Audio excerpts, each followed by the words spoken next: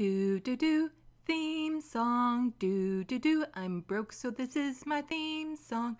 Do do do, just imagine this is an awesome theme song. Do do, theme song.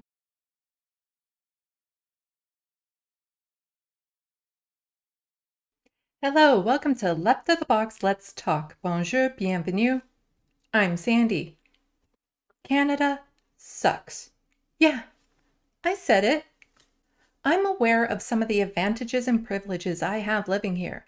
That doesn't make me blind to the fact that in this country, there is disproportionate suffering, crimes are being committed by the government, that this country has harmed and interfered with other nations, that we don't live up to the maple-washed image we're so proud to show off to the world, and that the main thing holding us back are the people in power who don't want to turn away from the capitalist system that gives them that power, even at the expense of the lives of those with less. I am shamed by what this country has done and continues to do. I have buttons. They need pushing. Please follow me on Twitter and share my content. You can help me continue to call out this government by becoming a patron, or you can help build my studio by checking out my wish list and seeing if there's anything you can contribute. Links in the description box below. As a person with chronic mental health issues, there's a phrase I hear a lot from well-intentioned folks. It's all the things that happened to you that made you who you are. Just don't. If you feel those words coming to your mouth, stop from verbalizing them at all costs. If that means you have to literally put your foot in your mouth or French kiss the closest stop sign, then do it. That phrase makes the massive assumption I'm happy with how things turned out, and you're justifying all the horrible things that happened to me as somehow resulting in something good. I'm sure I would have turned out just fine without all the traumas in my life. However, I'm mindful to the reality that if I had been born anywhere else, my life would have been a lot different in not kind ways. And in many places, I'd already be dead. I am who I am because of the freedoms I have living here. I am Canadian, and I'm glad that I'm Canadian. In Canada, the healthcare system has saved my life several times over, and it has cost me nothing. I'm free to express myself as non-binary and queer. I face no pressure to be married to a man and have children. I've always had clean water to drink, and even with dire poverty, had access to enough food to not starve for long periods of time. I can have pet cats in my life, dress eccentrically, choose my pronouns, go to the doctor when I need to. I started a YouTube channel where I call out the government and even say mean but accurate things about politicians and more. Me being able to benefit from the system doesn't mean Canada's good. I've benefited from this system because I was born here. My parents and grandparents were born here. I'm white and pass for cisgendered and heterosexual. I don't have a visible disability. I don't come across as poverty-stricken. I've been relatively physically healthy, and I've lived in areas where I've been able to access support.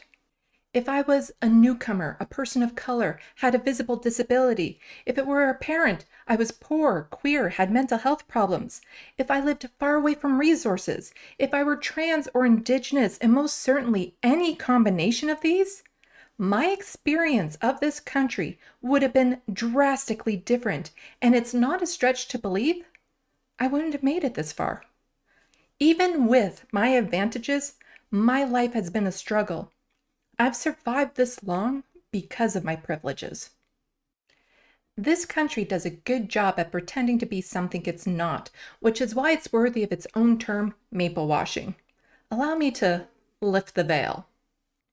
Folks living with disabilities are now eligible to apply for medical assistance in dying. We don't get enough to pay for market rent anywhere in the country. We don't get enough for healthy foods, extra medical expenses, clothes, education, or any other basic needs to increase our quality of life. So, what does it say about our government when they're willing to help us die, but not to live? The government's treatment of Indigenous peoples is abhorrent. The lack of clean drinking water and crumbling housing in their communities is unconscionable. That's the government's doing. The conditions of northern indigenous communities are so bad that when separated from the rest of the population, they have the highest suicide rate in the world. All the overseas conflicts you see the states involved with, so are we. The capitalist greed that has taken over the American government, it's also taken over ours. If the Freedom Convoy didn't fully expose you to how our authorities look the other way when right-wingers are crossing lines, you may need to ask yourself why. We're distracted by what's happening in the States. We focus on their problems, their fights, and don't look inward and think that since we seem to be doing better than them in most areas, we're doing okay. This is intentional by our government and our media. They love pointing out American flaws and showcasing how we're better, but then fail to point out our flaws and don't focus on our issues. Remember all the attention given to the fight for $15 minimum wage down in the States? I know on Twitter everyone was paying attention to the vote on it being added to the stimulus bill and were upset when it didn't go through. But where is the attention to the fact that in Canada, most areas don't have a $15 minimum wage? Keeping in mind, after conversion, $15 Canadian isn't even $12 US. Not to mention, $15 doesn't come close to covering the cost of living anywhere. We have a housing crisis here, just as bad as in the States. Corruption in our government is the same corruption our neighbors have, and the media doesn't report on it. Raise your hand if you knew the Ford government just made privatized hospitals a thing in Ontario for the first time since the inception of OHIP. I can't see any of you, so I'm just going to assume no hands are raised. I'm pretty sure that's a safe bet. Yeah, okay. I see tweets from government officials, and it doesn't matter if they're liberal or conservative, their base loves the hell out of the tweet with no critical thought. The Liberals announce 150 new affordable homes. Love, love, love. There are literally millions of people in need of affordable homes. A few affordable, but still not to most folks affordable, homes doesn't fix the problem the government allowed to get out of control. The Conservatives raged against the invocation of the Emergencies Act during the Freedom Convoy. Love, love, love. It was under Stephen Harper that Bill C-51, the Anti-Terrorism Act, was passed, which broadened the authorities of the Canadian government agencies to easily share information about individuals and expanded the mandate of CSIS, the Canadian Security Intelligence Service. People rarely step back and question the party they follow, look for hypocrisies, broken promises, or evaluate what their party really stands for. They just take for granted what they get from this country without paying attention to what they're losing or what more is possible. When I started my channel, I felt it important to focus on Canadian issues, even though I knew doing so would make me unlikely to get noticed. But not enough attention is brought to Canadian issues, and I truly believe if more people knew what was going on, more people would care and more people would be motivated to act before it's too late. Since I started my channel, the biggest lesson I've learned was how easy it is to change the system. If only we had politicians working for us and not corporations and the wealthy few. As a child, I bought into the Canadian propaganda of us being a nation of integrity and peace, seen as a world leader in kindness and progressive movements. That we were a compassionate nation willing to fight for those less fortunate. Even as an adult, I had an idealized version of what Canada was, but the more I learned, the more I came to realize the country I loved is a lie.